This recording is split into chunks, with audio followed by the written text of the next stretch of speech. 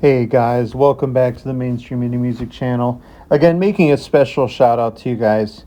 The summer months this year were extremely busy for me.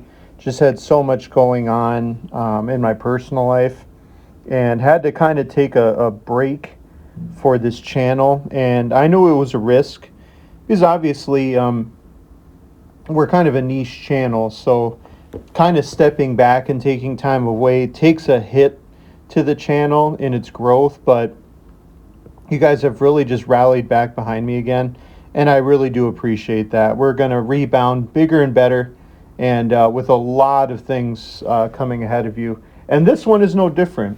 This one I'm excited about to talk about. Ben Kweller. His name, he'd always been circulating on my list of artists to talk about, and his name came back up when I had just finished watching the Beach Boys movie, Love and Mercy. And so I was really getting into their music again, and I saw a video of him covering God Only Knows, and kind of just reminded me of him, you know. Kind of thought, hey, I've been meaning to talk about him for a while. That 2000 indies kind of singer-songwriter group. There's a lot of them, I remember, during that period of time, especially when iTunes started to get bigger, because it just kind of became, before YouTube, I feel, one of the easiest ways and cheapest ways for artists to kind of put their names out there. And Ben really fit in kind of that Americana music of the 2000s, a little bit into the 2010s as well. And he got into music young, but that I'm not going to go that far back. What I'm going to do is kind of go when things started to pick up for him, which was only at 15 years old, because he signed his first major label record deal with Mercury Records. You know, that's no small task, because already he was on that circuit that, you know, music artists get during that time. He released his first album. He went on those, you know, late night talk tours, started to play shows overseas. It seemed like things for him were all going to fall into place and all come in together. But that was not the case. And the reason why is because he was touring with a band at the time. And, you know, back then it was just kind of like a dime a dozen. So if you're in his mind, you could kind of think, okay, you know what, I gave it a fair shot.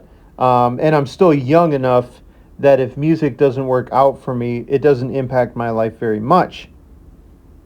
But that's not what he did.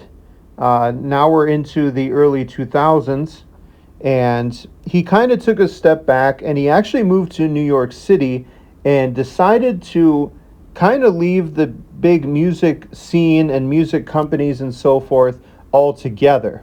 He wanted to do things on his own terms, and that was the beautiful part about that indie music renaissance in the early 2000s. Was a lot of artists realized, hey, wait a minute, we don't need to play the game of the music industry and of the big recording labels and contracts.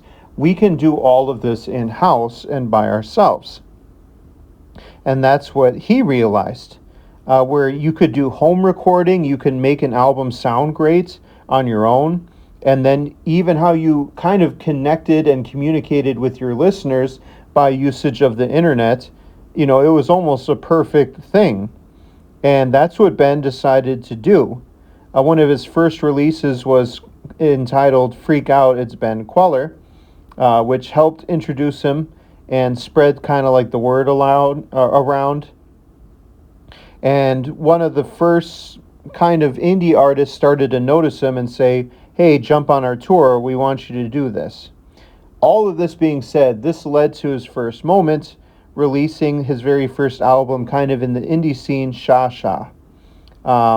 That's kind of one of the biggest ones that people recognized. Honestly, I don't know if this is accurate or not, because I don't have a huge understanding of Ben Queller's music. but in my eyes, he reminds me of the music style of like Ben Folds. Very similar, like stories that are written about, a little bit similar musical style and arrangements as well. One of his first hits was the song Wasted and Ready. So he was essentially an indie rock star, you know. People like kind of like the garage band style sound, the swagger about it, his personality. You know, again, it's like that was the wonderful thing about being independent was you really were able to keep your identity in your music without having to worry about studios stepping in and taking that away. His second major album was called On My Way, which was released in 2004. And he was starting to gain so much momentum, the Death Cab for Cutie and Guster was inviting him on tours and even on songs as well. And, you know, at the time, again, the mid 2000s, indie rock music was on the rise at the time. So came his next album in 2009, Changing Horses. And it was a little bit different. He went into like the country scene. 2012 was Go Fly a Kite was kind of him returning back into form, kind of doing that genre bending kind of sound and that rock sound as well. But what's interesting is at this point, right after that release. And this leads to a little bit more of the somber note of Ben's life. Have you ever met people where it just seems like every bad thing just seems to always kind of accompany them through life?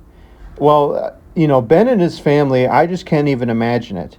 Because he releases an album in 2018, and then later on in the year, he says he had taken a break because him and his family almost had fatal carbon monoxide poisoning.